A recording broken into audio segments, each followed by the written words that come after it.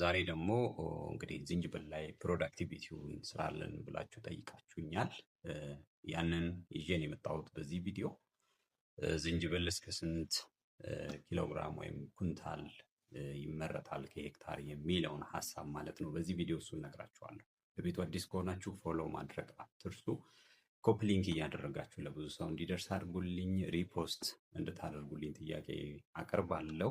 ከዛ በፊት ግን ፕሮዳክቲቪቲውን ከመስራታችን በፊት ፕሮዳክቲቪቲ እንዲጨምር ልናደርግ የሚገባቸው ወሳኝ ነገሮች አሉ። እነኛን ነገሮች ነግራችኋለሁ። ፕሮዳክቲቪቲ እንግዲህ ወይም ምርታማነት እንደው ዝም ብሎ ስለተተከለ ብቻ ምርት ማምጣት አይቻልም። ሙሉ ፓኬጆች አሉ። እነኛም ፓኬጆች ልንጠቀም ይገባል ማለት ነው። ያን ካላደረግን ግን ፕሮዳክቲቪቲን እንዲሁ ዝም ብሎ ለማምጣት አይቻልም ማለት ነው። አንደኛው ጤናማ የሆነ ሲድ ወይም ዘር መምረጥና መትከል ይኖርብናል ማለት ነው።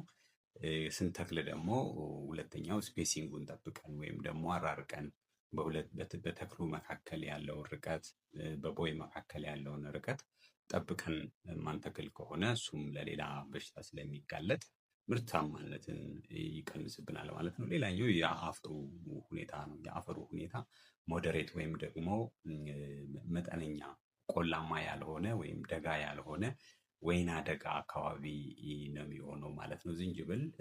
ስለዚህ አፈሩ ሉም የሆነ ወይም ደግሞ እንደው ጠንካራ ያልሆነ ክሌይ ያልሆነ አፈር ነው መሆን ያለበት።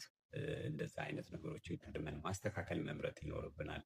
ኮምፖስት መጨመር ያስፈልጋል አፈሩ በደንብ ለዛ ምቹ እንዲሆን ማለት ነው። ሌላ የወተር ማኔጅመንታችን ነው። ውሃ እንግዲህ በመስኖ የምናጠጣው ከሆነ ውሃ እንዲበዛበትም አይመከርም። ሩትሮት ሊገጥመው ስለሚችል ማለት ነው። እሱን መጠንቀቅ በጣም ያስፈልጋል።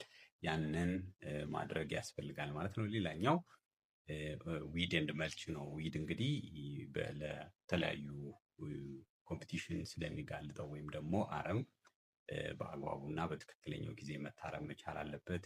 ከተከልንም በኋላ እስከሚበቅል ድረስ መልች ማድረግ ሞይስቸሩን ይዞለት እንዲቆይ ስለሚረዳው እነኝህን ነገሮች ማድረግ ይጠበቅብናል ማለት ነው። በዚህ መልኩ ማኔጅ ካደረግን ከአንድ ሄክታር ከ25 እስከ 40 ሺህ ኪሎ ግራም ሊመርት ይችላል። ኦን አቨሬጅ 30 ሺህ ኪሎ ግራም ይመረታል ተብሎ ነው የሚታሰበው።